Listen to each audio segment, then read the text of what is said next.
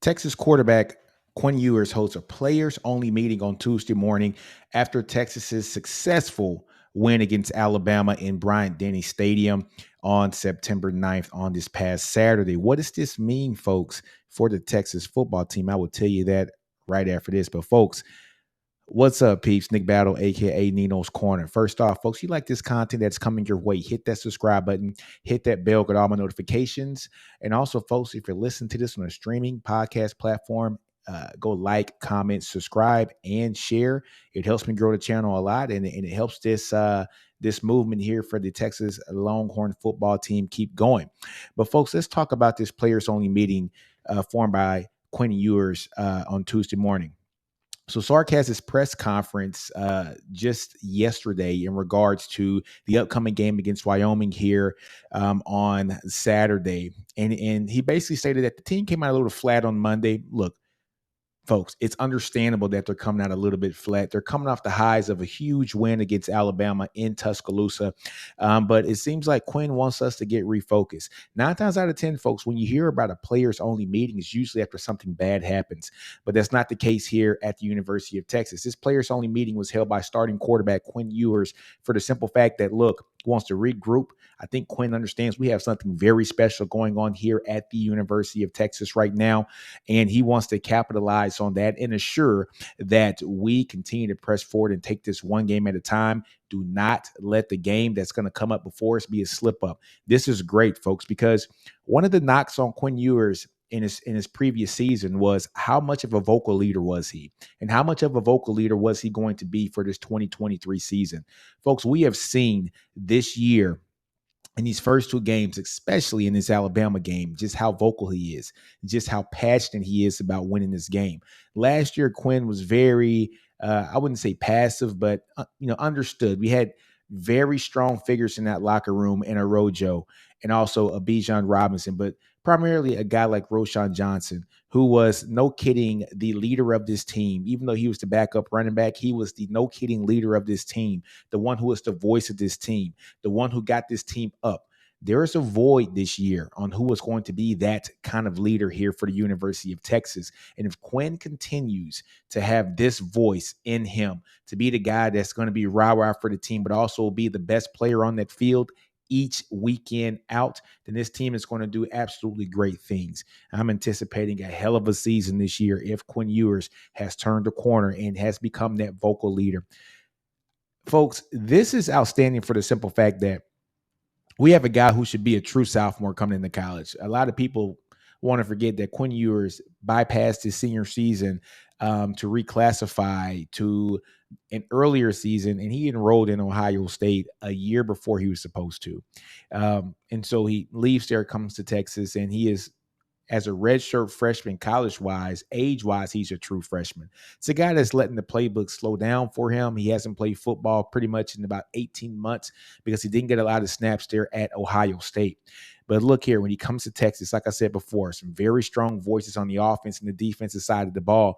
And, I think we all understood whose team this was. This was Rojo and Bijan's team last year for the offensive side of the ball. And you can tell Quinn might be a guy that doesn't want to step on the toes of the guys who have laid the foundation here for Texas. Maybe he was sitting back taking notes on how to run this team. But now we understand that this is Quinn Ewers' team here this year. And Quinn's trying to get drafted, folks.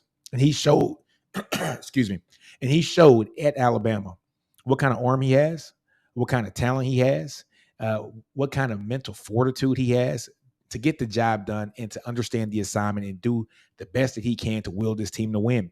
And Quinn did an outstanding job, and I think he wants to capitalize on that. Folks, this is big because your best teams in college football are the teams that are player-led. And so we understand that this is becoming a player-led team. The message has gone down from Sark. Sark has shown that once you listen to what he is preaching, folks, this team will win, and this team will do great things. You listen, you have the foundation set already, and I'm telling you, this team's going to do great things.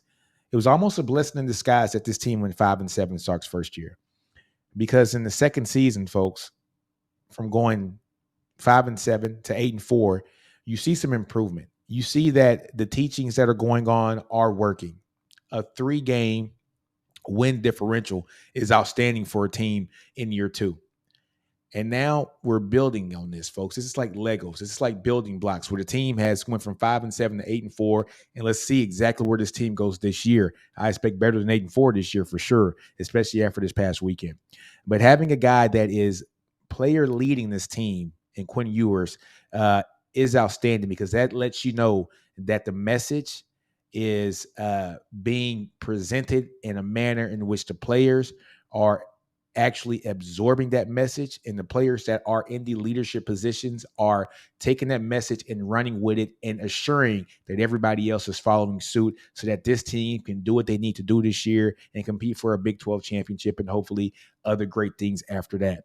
But folks, I just wanted to get on here to talk about what Quinn Ewers did exactly and why that was so important, folks. It's very important to have the face of your program in Quinn Ewers be the guy who was calling the shots there for a player-only meeting. And if I understand right, it wasn't just Quinn; it was also Jalen Ford on the defensive side of the ball. So here you have, folks. You have your two guys, Quinn, who is the face of the offense. You have Jalen Ford, who is the face of the defense, that are, no kidding, following the exact orders of what the coach wants, and is making sure that that message gets down to every single person on their side of the field. It shows great unity from the offensive side of the ball and the defensive side of the ball, and showing the cohesion that these leaders here on this team need and understand for this team to be successful here for the remainder of the season. But folks, let me know in those comments what you think about Quinn Ewers, Jalen Ford, and others pretty much having that players only meeting here Tuesday after a win at Alabama to kind of refocus everybody to understand what the prize was. Alabama game was not the Super Bowl, folks. It was another game. The Super Bowl, the championship game, is what we're looking for. We're looking for that championship game, folks. That is our Super Bowl here in college. And I think that this Texas team has the players, has the talent, and has the mental fortitude to get through this season and hopefully be on top and have a chance to compete for that coveted trophy. But folks, on that note, I'm gonna end this podcast like I end all of them. Do you? Don't be afraid to fail. Outgrow your environment. Understand your brilliance. Horns are always up. NinosCorner are out, and hook 'em.